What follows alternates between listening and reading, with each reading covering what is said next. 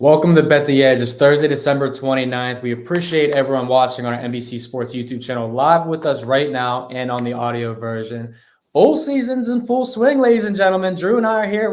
We got some good matchups to talk about. And of course, it's Thursday, so you know we're running with Thursday Night Football. It's Cowboys taking on the Titans. Plus, Drew, I need your opinion. TCU-Michigan, Ohio State, Georgia, national semifinals. We won't be around to talk about it next week because it already happened. So we need the picks here today. So it's Bet the Edge. How you doing? It's not even 8 a.m. in California. Where are you at? You're in South Carolina. So you're on the ET time, right? Yeah, East Feels Coast good? for me. East Coast for me this week. Down in Georgia, actually now, Savannah, Georgia. It's absolutely beautiful here. Going to get to celebrate the New Year with my brother here shortly, and That's awesome. then heading back to California after this. But good to see you. Hope you had a great holiday. There's going to be a common theme to today's show, and that is basically handicapping exhibition football. Yep. I mean, the entire question about all of the football games we're going to talk about today outside of the college football playoffs is who's playing? Yeah. Like which people are going to be on the field, because that matters. And, as we look up and down the slate right now, some of these numbers may not make sense to you just based on what you're used to seeing. But, player availability is everything right now. Yeah, college football has been insane with the line movements in all these games. And yesterday we had some great finishes. Hoping today and this weekend it goes the same exact thing. But before that, though, we have to talk about the Thursday night football game because, the NFL has that every single Thursday, if it's entertaining or not. And this week, sure, it's not going to be. It's Cowboys and Titans. Cowboys line was 9.5 earlier in the week. Now it's 12.5. Derrick Henry probably not going to play in this one. Malik Willis is the quarterback. We've seen him start 3 times now. 17 points, 17 points, and 14 points. Now he's going up against that pesky Cowboys D. I mean, what's your play in this game? It's Cowboys or nothing, right? Yeah, so the market has been interesting here. So you saw this one open up relatively low. Dallas was obviously favored, but not to the tune of, almost 2 touchdowns here. And it's gotten steamed one way as we have kind of gotten confirmation that Tennessee really is treating this like a preseason game. My concern at this point is that Dallas may also be treating this like a preseason game. They really have no motivation to put their guys in harm's way here. Nothing about their playoff future can really be shaped by winning down the home stretch or, just like kind of overextending themselves. So they may use this as an opportunity to get their guys a little rest.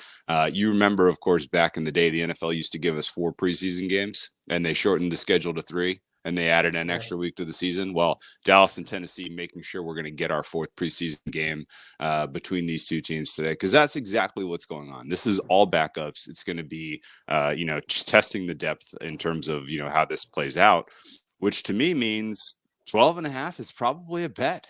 I think Tennessee can keep this relatively competitive, and I think, Dallas ultimately wins the game. But is it going to be by 3, 7, 8, something in that range versus, a full, complete, and total washout? This is still in Tennessee. Tennessee fans are still going to be there in support of their team, even though it's the B squad. Tennessee's coached well. They play hard, and I don't think that they intend to give their fans a lasting taste of this season that is just a complete and total wipeout at home. So I can't believe this, but I've talked myself into taking the points with Malik Willis tonight. Wow. Best of luck to you. I'm probably not. I see your point, though. I mean, the motivational aspect. I think that's really what week 16, 17, and 18 in the NFL, handicapping wise, is what it's about. The college football games we'll talk about later are all about motivational spots as well. Teams getting in bowl games for the first time and all that stuff. But yeah, I mean, I look at some of the props in this game because I don't really want to play double-digit favorites. I mean, if I am, I'm trying to lay it with a team that I'm very, very confident in. The Cowboys is a team, I'm not really willing to put my bankroll on. But, even Dak Prescott, 230.5 passing yards. That's what I'm saying. I'm thinking under tonight. Yeah. Malik Willis, 40.5 rushing yards. That could be an over bet possibly, but his passing yards, I'm not touching that. No. Malik Willis is not very good. Yeah. Not yet. Maybe he gets better. You said the best one of the whole slate, which is under passing yards for Dak Prescott. I would also look for under just sort of any kind of premier player on the Cowboys. Take an under. The idea that Prescott is going to play 4 quarters in this game I don't know that. Nobody knows that. This could very well be Cooper Rush coming out of the tunnel at halftime. This could be Cooper Rush taking over after like a good first drive by the Cowboys. Like there is no guarantee that you're going to get 4 quarters out of any of the Cowboys starters here. And so I think the name of the game is just to pepper away at some of those unders. All right, you are here. I like that a lot. I think that's why I'm going to target this one tonight. I'm going to lay off the game. I might live bet. I think live betting has been a better way for me to make some money in the NFL lately. Unless you're betting on the Steelers or Packers, like we told you, of course. But, if you're not, take the advice we give you. Drew likes the Titans. We're going to rock with Dak Prescott under passing yards here. Let's get some Cooper Rush action. So just a reminder to all the folks watching, NBC Sports Predictor app, make sure you guys go ahead and download that. Contests are free. They're easy to play. And you get the shot to win thousands of dollars predicting what happens during bowl season, the Premier League, and also Sunday Night 7, which is my Pittsburgh Steelers and that other team, the Baltimore Ravens. Yeah, it's going to be a great game. Free contest, 100K. Make sure you guys download that app. And we are playing the Steelers plus the 3, Drew. Yes. We don't care who's at quarterback for Baltimore. We don't care. All right. Another game where we got a 3-point spread or 3.5-point spread, depending on where you're shopping, is Texas versus Washington, the Alamo Bowl, which obviously favors Texas. The dogs are barking. Will the underdog be barking tonight? I'm hoping so because I'm on the Washington Huskies plus the 3. How are you feeling about this game? Yeah, this is a dog or pass such situation. Texas's offense goes through Bijan Robinson. You know what Bijan Robinson's doing? He's preparing for the NFL draft. He's not suiting up tonight. And I think – yeah, as he should be. And this is the right decision. And Texas is going to have to get it done with the B team, particularly on offense. And Steve Sarkisian has done an okay job so far in his role at sort of kind of shepherding this Texas squad out back into relevance. But no, I think Washington is the side here. And I think realistically, this is were this not in Texas and were there not a little bit of, kind of potentially lopsided, fan experience in this, in this stadium, I think we would be looking at more like a pick 'em here. Washington and Texas, as I look at their metrics, match up very, very evenly. And I think this is probably going to be team with the ball last wins. So might as well have +3 in pocket. Yeah, I'm with you. I think there's one metric that really stands out to me in this game, and it's the Longhorns' third down defense, which is very crucial in any sport, in any football sport. But third down defense, about 40% this year, ranking 79th in the country. Washington behind Michael Penix Jr., number 1. With 57% on third down. All right. This guy threw for over 4,500 yards. He has a great matchup, in my opinion, against the Longhorns secondary that ranks 90th in yards per game allowed. And they also allow 10 yards per completion. That's not good going against a quarterback like him. So in this spread opened up Texas minus 6.5. Once Bijan got rolled out, this come down to 3.5. And like Drew, I think you made a great point saying if this game wasn't in Texas, this would be a pick'em game for sure. Quinn Ewers, you got to step up because Arch Manning's coming in. If he takes your spot, which I think he will, this might be your last chance as the Longhorns starting quarterback. So I like this game. We see the total tricking down. Any lasting thoughts on this game? Or are we just rocking with the Huskies in general? I think this is just take the +3, put it in your pocket. I would not be surprised if this closes 2.5, although there is pretty clearly there is a little bit of gamesmanship going on at the part of the market makers because people, I believe, expected Robinson to opt out of this game. And so there are a lot of people with relatively large positions on Washington at big numbers. So they're going to jump at every opportunity they have to try to capture the 3. So if you do see a 2.5 and you want it for Texas, you better be very, very, very quick because there's going to be some incentive for a lot of players to try to capture a middle in this one. So if Texas ultimately wins by 3, this is a late end of the season bonus for a lot of the market making players. Yeah, I hear that. A lot of sharps have been lining up on Washington now, but yeah, once we get to 2.5 Texas, that's where all the money's coming in on the Longhorns. And I expect it to come that way. It's at 3 on some shops now, so we definitely see it coming down. Another game, though, that if you haven't got on this one yet, I think the line is going to move a few points, 100%. So Notre Dame is taking on South Carolina, the TaxSlayer Gator Bowl. South Carolina is down a lot of guys, all right? So much that they may only have 1 or 2 tight ends suiting up for this game. If you only have 1 or 2 tight ends and Spencer Rattler's your quarterback, it could be a long afternoon. And you might say, Spencer Rattler balled out in his last 2 games against, 2 quality opponents. But that was over a month ago, Drew. We know what type of layoff that happens. Now they're coming off Christmas. seeing their families, also practicing. Not the entirely the same team that we've seen in seasons past. So I'm looking at Notre Dame here sitting on the money line. It's like 135, 140. I just feel like this defense is going to be able to hold Rattler down. And you see the couple games that Notre Dame lost this season. They kept it close and kept their opponents to 26 or fewer points in all those games except one. And the one team that lit them up was USC.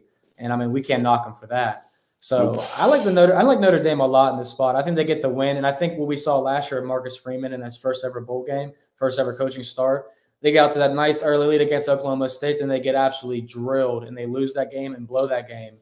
This is a huge deal for Notre Dame, also a huge deal for South Carolina trying to put back-to-back bowl wins. But I think it's a Fighting Irish spot. What's your opinion?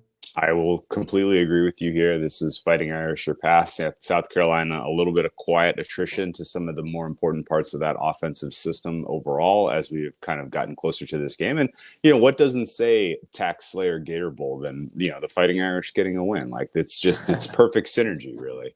The Golden Domers taking home the Tax Slayer Gator Bowl trophy, whatever that is. I'm sure it's impressive. So, no, in seriousness, Marcus Freeman has done a really good job of, kind of bringing this program together after a really rocky start.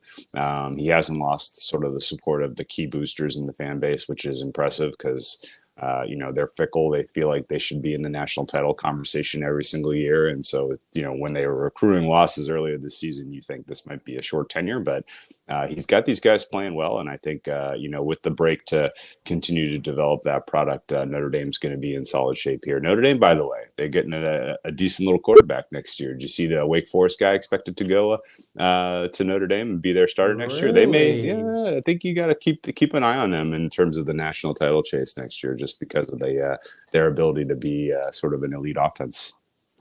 Wow, that would be insane if Sam Hartman ends up the quarterback, and you're talking about Sam Hartman, right? Wake Forest, who just entered the transfer portal. Yeah. Jeez Louise, Drew. Yeah, that's a way to bring your fan base back. The NIL deal is going to be a fat one for Sam Hartman to go to Notre Dame. I like this a lot. I think it's a Fighting Irish spot or pass. This line is probably going to move off the 2.5. I think it's going to close somewhere between 3.5 or 4. So if you like Notre Dame, you go get them now. Speaking of, you talk about the Tax Slayer Bowl being a good one. How about we have the Orange Bowl and we have Tennessee and Clemson, literally 2 orange teams playing in this. This is how it should be every year. The best 2 orange teams in all of football should play in the Capital One Orange Bowl. But this game's in Miami, Florida. Clemson will have a slight advantage here, probably with their crowd, if I had to say. But I think they have a huge advantage in general because they have a better quarterback now, Cade Klubnik. He's taken over. Let's go, Cade. He's going to be a guy I look at to bet on the Heisman next season. And on the opposite side of the field, the Tennessee Vols. Wow, they got Joe Milton at quarterback, not Hendon Hooker. Cedric Tillman's not playing. Jalen Hyatt's not playing. And those guys are dogs that we saw do major things against Alabama and other teams this season. So this is a spot where I like Clemson. I got Clemson -5 on our show yesterday.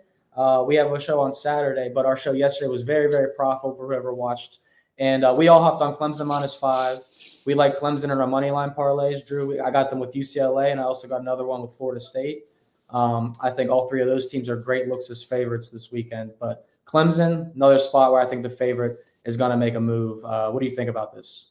Yeah, I didn't take any action on this one. Tennessee's defense is so suspect, and their offense, which has gotten them to this point in the season with the 10 wins, is basically vacant because of just injuries and opt-outs here. So the sharper action that I've seen that had come on this game, just FYI, not to spook you, because if you're running hot on Bulls, then by all means win. Keep it up, man. But I have seen people sort of sitting in the wings waiting for those 6s to pop and taking the 6s wherever they do show up. So there is some sort of, the momentum, I guess, or just impetus for some of the sharper players and the bigger bankrolls out there to grab the 6 with the Tennessee Volunteers. And that may be personal bias. I don't know anyone who likes Dabo Swinney who wants to see him succeed at this point. I think people are a little bit over the Dabo Swinney experience and will be rooting against Clemson just out of spite. But, that said, Tennessee had some pretty amazing wins this season. That was one of the biggest cash cows of any of the betting, betting college football this year was some of their unbelievable comebacks, upsets, etc. So, soft spot in my heart for Tennessee. I think a lot of players probably feel similarly, and that may be why people are taking the points. Ultimately, I don't love Milton. I don't think that you have, as solid a set of skill position players to go with Milton to really, threaten Clemson outright here. And again, the Tennessee defense scares the bejesus out of me. So if Clemson ultimately gets the win, I won't be shocked, but I'm not going to lay those points. And Tennessee's linebacker, too, Jonathan Banks is out, calls the plays for their defense. He's good. So that's a big deal. But, yeah, as you said, Joe Milton, if this was Hendon Hooker, like, I'm all over Tennessee here. Oh, of course, yeah. Like, Tennessee's offense could probably put some damage on a Clemson secondary. That was probably the weakest unit on the field for Clemson all season long. But when you have Joe Milton at quarterback, that's not going to scare me enough to talk me off a Clemson victory. I could see Tennessee keeping it semi-close. But the -5 for Clemson was one of my smaller bets. I like UCLA. I like Washington much more than I like Clemson on the spread this year. But I think Clemson wins that game outright for sure. Any lasting thoughts before we move on to the semifinals, Drew, which is going to be absolutely you kind of buried the lead. You like UCLA today? You think DTR goes? Do I like UCLA? Yeah, I mean, I do think he goes. They play on Friday, so there was a report out, two people. One of them was a former NBC guy that we have, Thor Nystrom, and Eric Froton, our NBC guy, has also talked to a couple people from UCLA's camps, and they say that DTR is more than likely to go. The guy that would not go would be Zach Charbonnet. He'd be prepared for the NFL draft. So that's something worth watching right now. The spread is moving in UCLA's favor. I got them at -5 and 5.5 yesterday before our show. They're -7 now. Okay. And that just happened. So that sounds right. The laundry list of players missing for Pittsburgh is basically everyone crazy. It's everyone I've ever heard of who plays for Pittsburgh. I mean, seriously, like their entire defense is missing. I can't. And their quarterback and their running back. Yeah, this looks like UCLA could be a truck stick here. Yeah, I agree. UCLA has cash first all season long. Let's do it one last time, baby. So for all you guys that have liked what we talked about college football, we got more of it after this and also on Saturday. NBC Sports YouTube channel, Saturday, 11 a.m. Eastern. Myself, Brad Thomas, and Eric Froton answering all you guys' questions for the semifinals and the rest of the games. Like I said yesterday, we had a very profitable day, cashing our best bets, looking at our people's parlay straight in the eyes today. I like where we're headed with our college football bowl season. And NBC Sports EDGE, by the way, .com. You go on there, you get every single bowl pick from 4 different people. So read and see what you like. Tell us or fade us. Do what you please. That's what we're here for. We got TCU and Michigan in the Fiesta Bowl, the Verbo Fiesta Bowl. I think that's how you say it, at least. Michigan's laying 7.5 now. The best of the number for Michigan is long gone, but I still like the Wolverines maybe enough to play a little team total over 33.5, Drew. I wanted TCU to lose all season. Out they lost. I don't care what happens to them, but I prefer them to lose again. Yeah. What do you like to happen? Michigan with an absolute dominating performance and running away, never looking back, and finally slaying the Horned Frogs for once and for all. That would be my first, second, and third hope for this game. If you're looking for innovative ways to attack it, I would sincerely look for like Michigan alt lines. Like forget about the just laying 7.5. There's at this point, you might as well try to get like a 13.5 or, really kind of press that advantage. I think, is it a fair line? Probably. Is this going to come in right around a touchdown? No way. Think about game state. If TCU is down 2 scores in the second half of this game, they're going to be going for it on 4th downs. They could give Michigan some short fields. And in general, TCU, I just don't think has anywhere close to the quality to keep up with the Michigan team, who has been, truly one of the elite squads in college football this year. So this has a lot of the whiffs of what we saw Michigan do last year in the semifinal. And I think they can, repeat history here. Yeah, I'm with you. I think I want to ask you this first, though. Michigan demons, excuse me. Michigan -10 is +110 on some books. Michigan -13 is +150. Are those odds that are enticing enough for you to bet, or would you shop around, look for something better than that? I think that's not very enticing. No, I think 13.5 is the number I'm trying to get, and I want to get somewhere in the +180 range. Yeah. Okay. Because I was thinking +150 for -13 is not very tolerable in my book, in my opinion. We want a bigger number. On the spread. Yeah, bigger number. Okay. I'm with you. I'm going to look at some bands plays for Michigan to put up, between 31 and 40 points, maybe 40 plus points. I think TCU's defense is not going to be ready for Michigan. J.J. McCarthy's looked a lot better over the last 3 games. while he hasn't put up crazy yardage stats, I mean, he's at 700 total yards, 7 touchdowns. And I thought he's throwing the ball a lot better. And this is a spot where TCU's defense allowed 31 or more points in 5 out of 13 games this year. And in those 5 games, those are some pretty good offenses. And you look at Michigan, I think they're a lot better than we think, and they proved that against Ohio State, which leads me to my next question. Since we both like Michigan, Drew, can we get Ohio State and Michigan in the national championship? Or will the Bulldogs reign supreme once again, laying 6.5, where everybody is playing Georgia, and this line has not moved a single bit?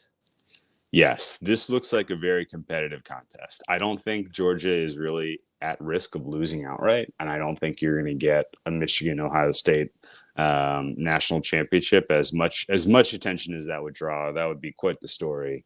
I think we're looking at a Michigan-Georgia final here. Georgia, I believe, wins by 1 score. So the line looks extremely, extremely fair. I don't think it's going to 7. This is a fascinating matchup just in terms of strength versus strength, weakness, weakness.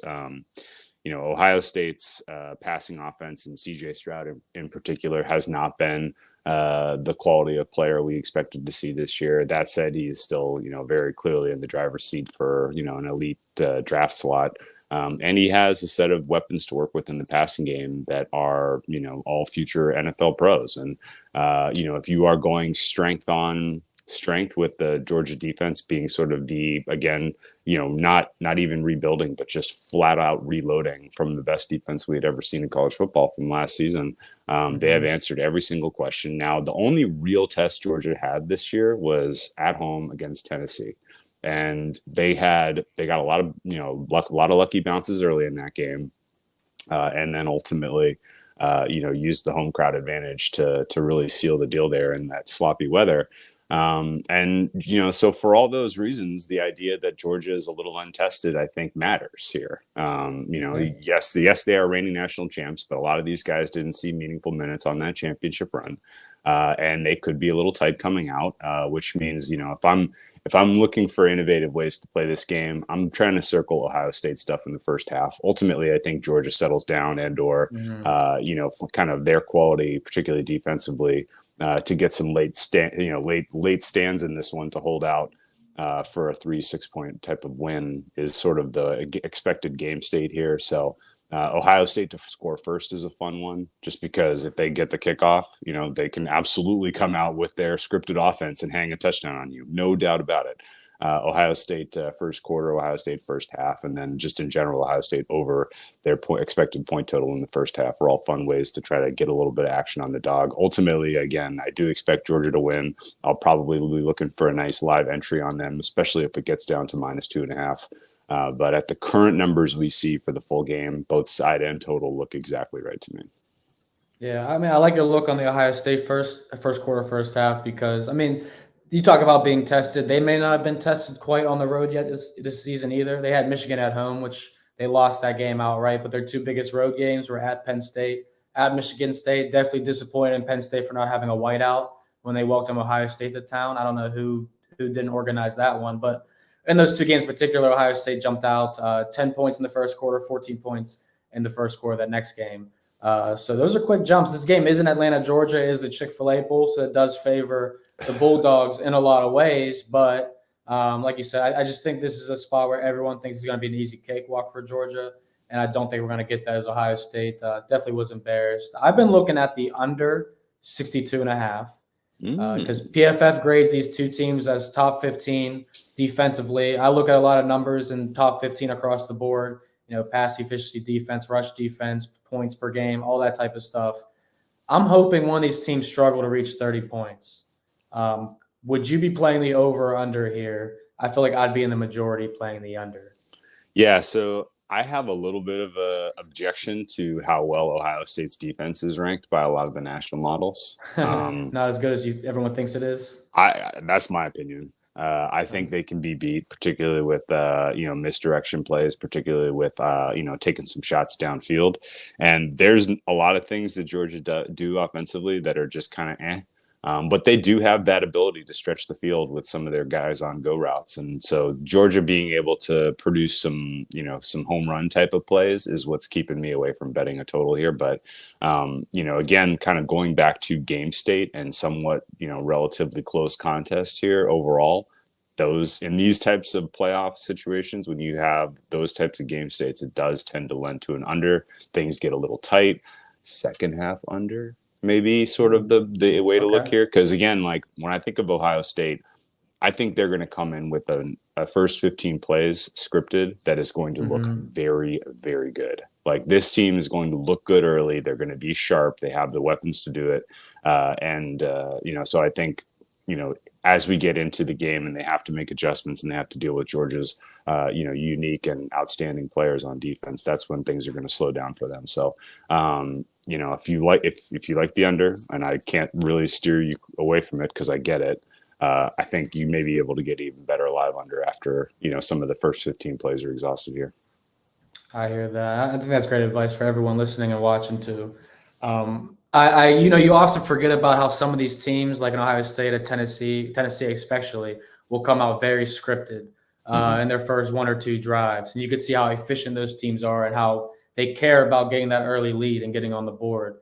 So, yeah, I think I'm going to approach this the same way. I think I'm going to go Ohio State in the first quarter, first half to some degree, and I'll double back in the second half under. Already played the 62.5, so we ain't going to cash out of that now. You know what I'm saying? Yeah. Mama didn't raise a fool, but we'll see what happens here. Drew, favorite bet in college football we talked about today? For the people. Of everything we talked about, I think I'm with you on UCLA.